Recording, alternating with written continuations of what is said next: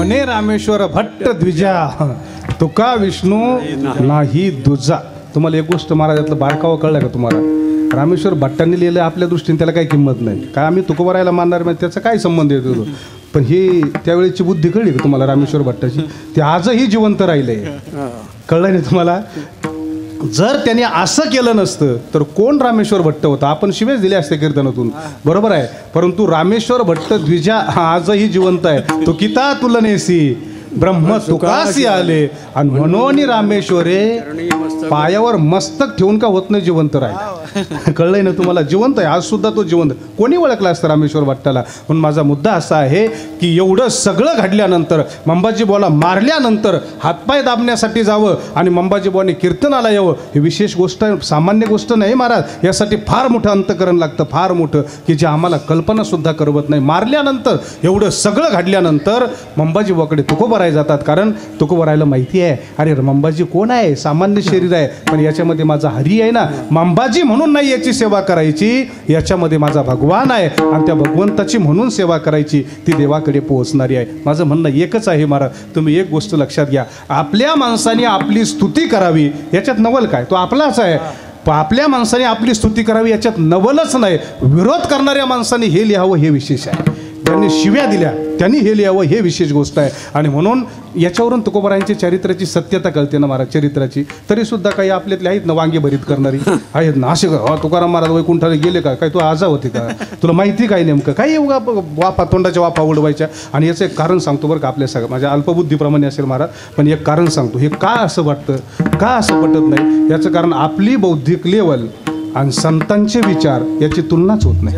याची तुलनाच होत नाही. कारण आपली बुद्धी तिथपर्यंतच असते. मला एकाने प्रश्न केला आपल्या भोसरीमध्ये, त्या नगरसेवकाकडे एक सप्ताह होत नाही का, तिथं काल्याचं कीर्तन होतं माझं. आणि काल्याच्या कीर्तनात मी कृष्णाची चोरी सांगितली. चोरी सांगितल्यानंतर ते बाकीचे एक दोघं जण आले माझ्याकडे, तिथे पुस्तकी ज्ञान असणारे. आणि आल्याच्या नंतर ते मला म्हटले का हो भगवान गोपाल कृष्णाने चोरी केली, हे तुम्हाला योग्य वाटतं का? याला देव म्हणावं का? हे योग्य आहे का? म्हणलं बरोबर आहे, पण तू आज योग्य जागेवर आला. म्हटलं तू हा करेक्ट कार्यक्रम करतो बस म्हणला आता.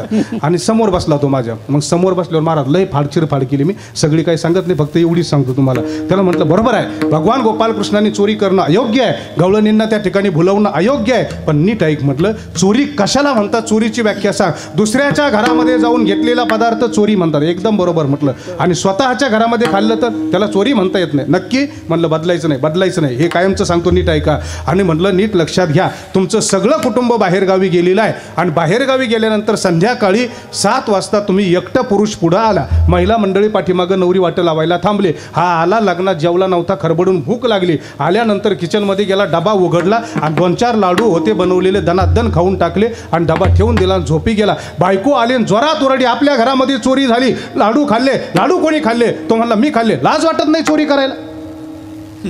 हे योग्य का अयोग्य? योग्य का अयोग्य? बायकोने घरात जर नवऱ्याने पदार्थ खाल्ला तर त्याला चोरी म्हणतात का? नाही म्हणता येणार. का म्हणता येणार नाही? घर कोणाचं आहे? आपलंच आहे. बायको आपली, लाडू आपले. मग आपल्याच घरामध्ये आपण लाडू खाल्ले, याला चोरी म्हणत नाही. आणि ह्या विश्वाला जन्म देणारा माझा कृष्ण आहे, हे विश्व त्याचं घर आहे. त्याच्या घरात त्यांनी लोणी चोरलं, ही चोरी होईल का? होईल का? यासाठी थोडा मेंदू व्यापक करावा लागतो मला. अल्पबुद्धीत हे जमत नाही. आणि त्या गवळणीचं सांगताना म्हणलं तुम्ही गवळणींची छेड काढली. अरे ते त्याच्यासाठी वाट पाहत होत्या, त्याच्यासाठी त्यांनी अनेक जन्म घेतले आणि मग तो मिळाला. आणि छेडन बीड शरीरात राहिले कुठं? त्याच्या पलीकडे गेल्या होत्या त्या. तुम्ही शरीरात किती दिवस मरताय? म्हटलं शरीर सोडून हा विचार आहे. शरीराच्या बाह्य शरीराला महत्त्व दिलेलं नाही गवळणींनी. म्हणून फक्त विचार करणारा त्याच्याबद्दल व्यापक असला पाहिजे. आपली लेवल आणि संतांची लेवल याच्यामध्ये जमीन आसमानाचा बदल आहे. म्हणून आम्हाला ते पटत नाही. हे आपलं पापच आहे. विठाला विठाला विठाला विठाला विठाला विठाला विठाला विठाला. हो, आणि म्हणून माझं म्हणणं असं आहे की संतांचे विचार हे देहाकडे नाही, देहाच्या संबंधीने नाहीच आहे. संत सांगतात आम्ही त्या जगाची स्थिती पाहतोय, जगाची परिस्थितीकडे लक्ष देत नाही. जगत नेमकं आम्हाला कसं वाटलं? जगतामध्ये आमचा परमात्मा व्यापक दृष्टीने भरलेला आहे आणि जगातली एक वस्तू नाही तर सगळ्या वस्तूमध्ये आमचा हरी भरलेला आहे. हरीशिवाय एकही वस्तू नाही, अशी आमची जगताची अनुभूती झाली. इथपर्यंत आलो आणि मग तुकोबाराय म्हणता अरे असं ज्याचं महान ज्ञान आहे, या अनुभवावरती जो जो रूढ झालेला आहे ना, तुकोबराय म्हटले ऐका, जगाचा बाप लक्ष्मीपती असणारा भगवान परमात्मा, अरे त्या भक्तांच्या पाठीमागं फिरतो. त्यांच्या जवळ तुम्हाला देव पाहिजे ना, त्या भक्तांच्या जवळ जा, देव त्यांच्या जवळ आहे. अभंगाच्या दुसऱ्याच्या देवताया जवळी हाय, देवताया जवळी हाय, देवताया जवळी हाय, देवताया जवळी हाय, देवतया जवळी आसे,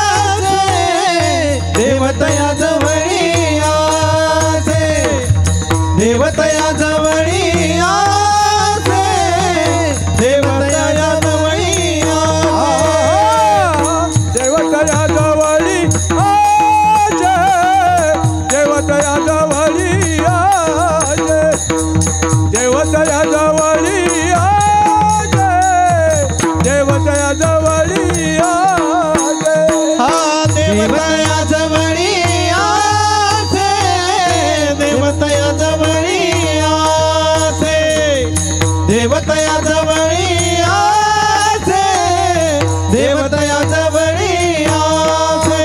पापनाश दरुजन, पापनाश दरुजन बोला.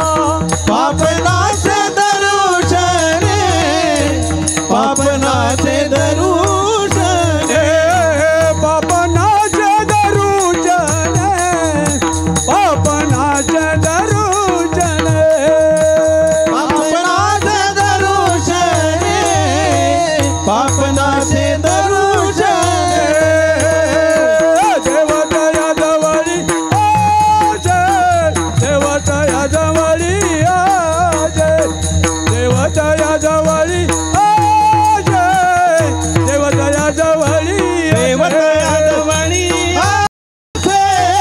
देवतया जवळी आसे, देवतया जवळी आसे, देवतया जवळी आसे, देवतया जवळी आसे. तुकोबराय सांगतात, देवतया जवळी असे पाप नसे दरुशने, पण कोणा जवळी असे हे महत्त्वाचं आहे.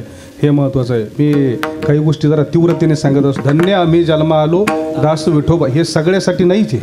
जे संध्याकाळी गटारात पडते त्याने काय म्हणजे धन्य आम्ही जन्म, त्याने म्हणायचंच नाही नालाय कधी कधीच म्हणायचं नाही. ते तू धन्य जन्माला आलाच नाही, तू पाप घेऊन जन्माला आला.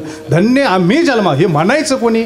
जे दास विठोबाचे झालो ते धन्य आम्ही. सगळ्यासाठी नाहीच आहे. तसं देव कोणाजवळ आहे हे महत्त्वाचे. प्रश्न इथं आपणच करायचा आहे. देव कोणाजवळ आहे? देव तयाजवळी असे. कोणाजवळी? असा ज्याचा महान अनुभव आहे. विश्वात्मक परमात्मा भरले, अर्थात तुकोबारायांनी तर सुंदर अशा रीतीने विश्वात्मक परमात्म्याच्या अनुभूतीचं यथार्थ ज्ञान सांगितलंय. तुकोबाराय सांगतात, असं ज्याचं ज्ञान आहे की या विश्वामध्ये हरी भरलेला आहे, सगळीकडे व्यापक परमात्मा आहे आणि ते माझं स्वरूप आहे, असं ज्याचं ज्ञान आहे त्याच्याजवळ देव आहे, असं तुकोबाराय म्हणतात. पण प्रश्न असा आहे, आता देव मोठा की तुकोबाराय मोठे हो? तुकोबाराय भजन कोणाचं करतात? देवाचं. म्हणजे मोठा कोण झाला? देव. मग नियम कसा आहे? मोठ्या माणसाच्या आश्रयाला लहान माणूस असावा की लहानाच्या आश्रयाला मोठा असावा? मोठ्याच्या आश्रयाला लहान असं नियम आहे. तुम्हाला पाठीमागं थोडंसं कळतं ना. मोठ्याच्या आश्रयाला लहान माणूस आहे. मला फक्त तुम्ही थोडं उत्तर द्या. शिष्य कोणाजवळ असतो? गुरुजवळ. उत्तर द्या. उत्तर दिल्याशिवाय पुढे जाणार नाही. शिष्य कोणाजवळ असतो? गुरुजवळ, मोठ्याजवळ नाही. तुकाराम महाराज. शिष्य कोणाजवळ असतो? गुरुजवळ. बरोबर आहे. उत्तर द्या. विद्यार्थी कोणाजवळ असतो? शिक्षकाजवळ. नोकर कोणाजवळ असतो? मालकाजवळ. नवरा कोणाजवळ असतो? खरं बोलले. करेक्ट माणसं खरं बोलतात बाशी. बायको कोणाजवळ असते? असं म्हणायचं होतं, पण आपल्या मनातलं खरं बोलून गेले तुम्ही. चांगलं आहे. कीर्तनात खोटं बोलू नये हा नियम आहे. चला, मग मोठ्या माणसाच्या आश्रयाला कोण असते? लहान माणूस. असा जर नियम आहे तर मग तुकाराम महाराजांनी काय म्हणायला पाहिजे? तर भक्त तयाजवळी असे. तुकाराम महाराज काय म्हणले? देव तयाजवळी असे. बरं, हे योग्य वाटते का? बरं, एकच प्रमाण नाही. तो दुसरा अभंग आहे, त्यात सुद्धा तुकाराम महाराजांनी म्हणले, म्हणून हिंडे मागे मागे.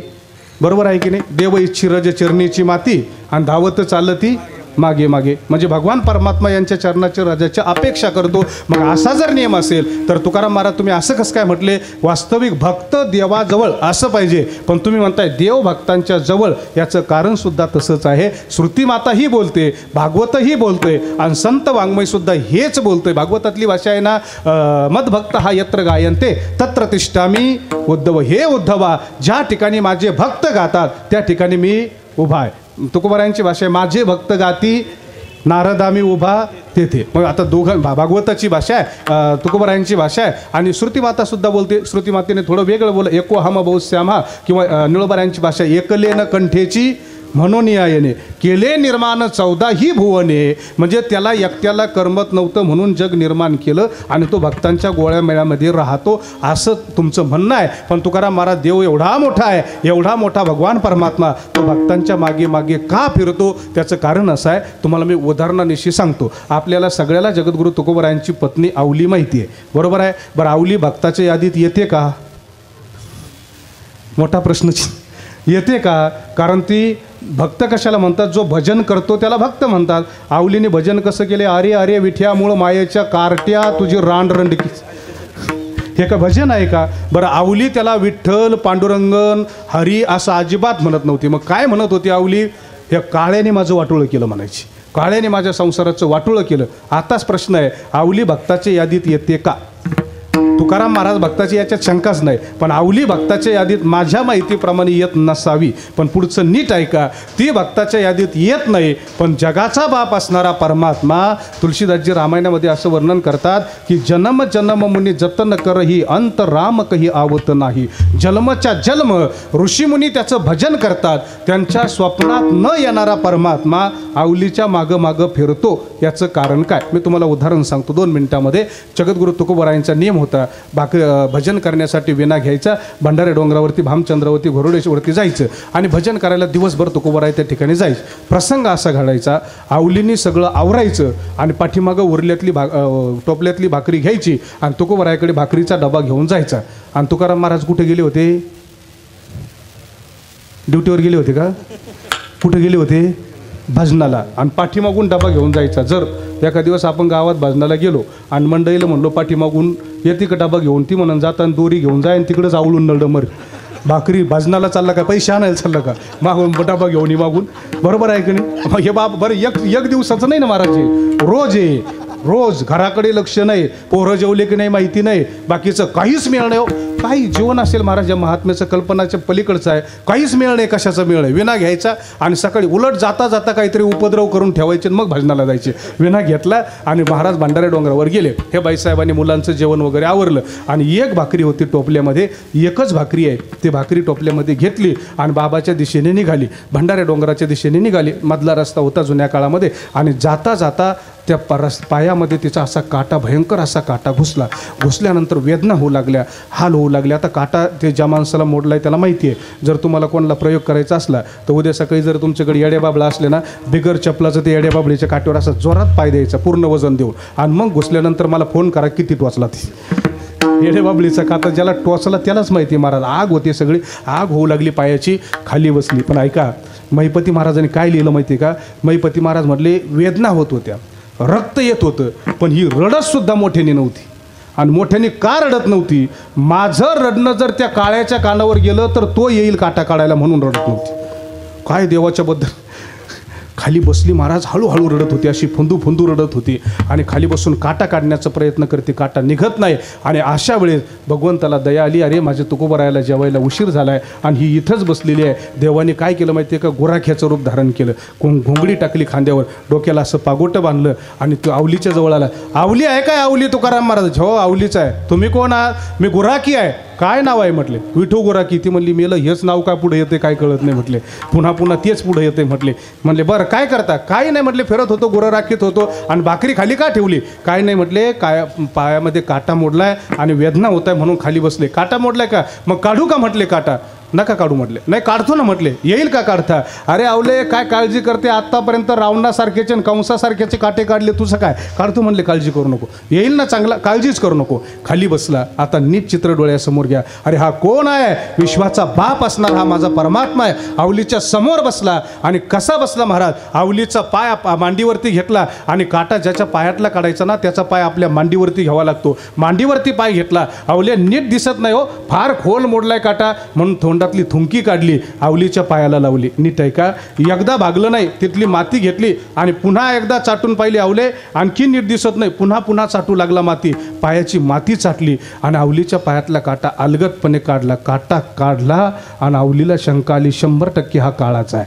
कशावरून? काटा काढताना मला वेदनाच जर झाल्या नाही तर हा 100% तोच असला पाहिजे. खटकन उठून उभे राहील. सांग तू कोण आहे? सांग खरं तू कोण आहे? मायबाप मैपती महाराज म्हटले, अरे ह्या रावणासारख्याला न घाबरणारा, कंसासारख्याला न घाबरणारा. आवली विचारू लागली ना, तू कोण आहे? खरं बोल, खरं बोल, तू कोण आहे? मायबाप हा थरथर कापू लागला. पितंबर थरथर कापत होता, घाम फुटला होता. हो ना आवले, मी देवच आहे. मग देवच आहे का आला रे?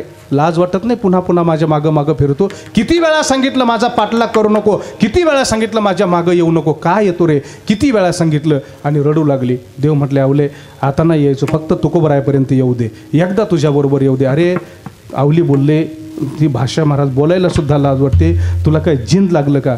तुला खाण्यासाठी मिळत नाही का? टोपल्यात एकच भाकरी आहे, तुला माहिती आहे ना, आणि माझा नवरा कसा हेही तुला माहिती आहे. एक भाकरी आहे, तुला दिल्याशिवाय तो खायचा नाही, आणि त्यांनी नाही खाल्ली तर मला खाता येणार नाही. एकच भाकरी काय येतो पाठीमागं? आवले मी तुला खरं सांगतो ग, नाही जेवणार, नाही जेवणार ना आवले, पण येऊ दे ना तुकोबरायपर्यंत. निघाली पुढं महाराज. हा हळूच लहान मुलगा जसा आईचा पदर धरून चालावा ना, हा हळूच आवलीच्या पाठीमागे येतो ना. आवले येऊ दे ना तुकोबरायांच्यापर्यंत.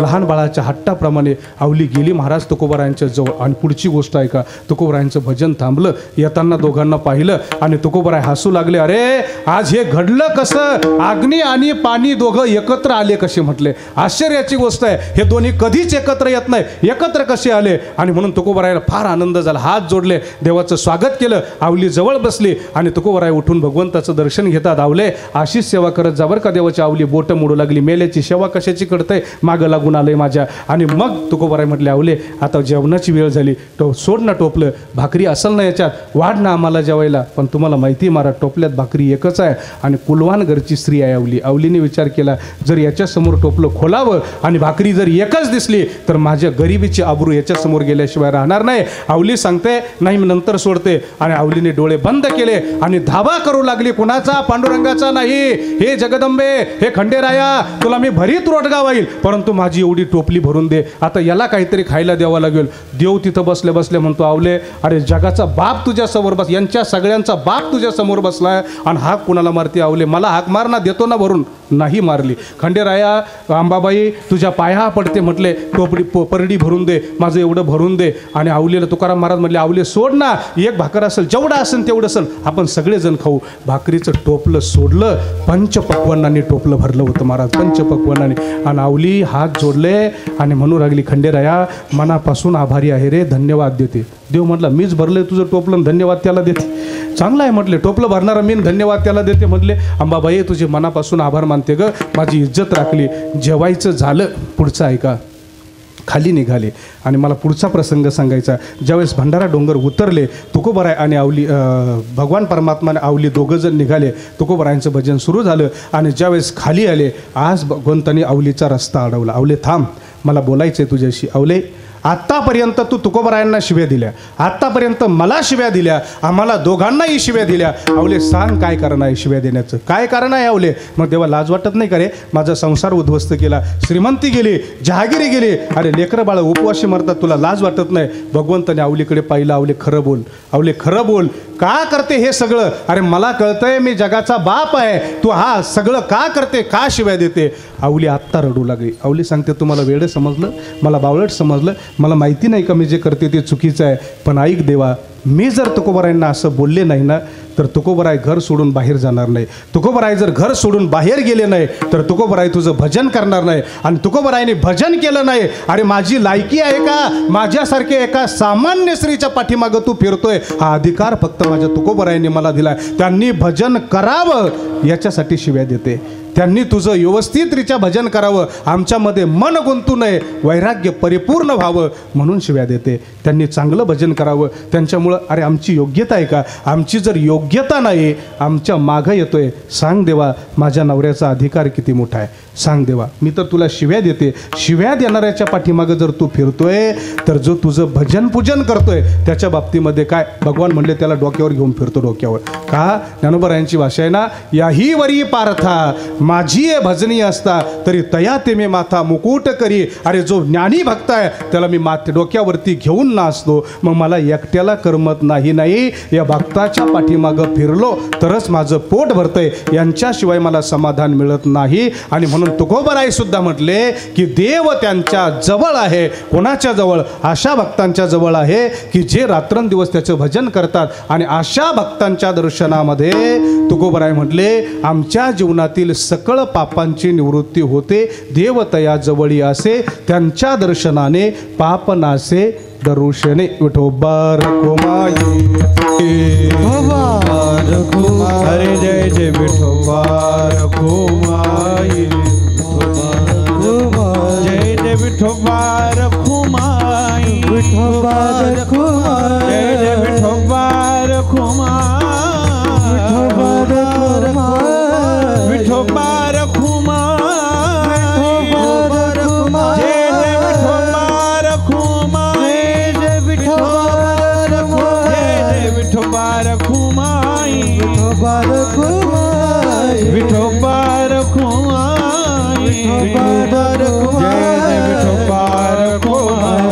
विठोबा रखुमाई, हरे जय जय विठोबा रखुमाई, विठोबा रखुमाई, जय जय विठोबा रखुमाई, विठोबा रखुमाई, हरे जय जय विठोबा रखुमाई, जय जय जय विठोबा रखुमाई, विठोबा रखुमाई. पुंडलिक वरदारी विठ्ठल श्री ज्ञानदेव तुकाराम, पंढरीनाथ भगवान की माऊली ज्ञानेश्वर महाराज, जगद्गुरु तुकाराम महाराज की, सद्गुरु दोक महाराज की जय.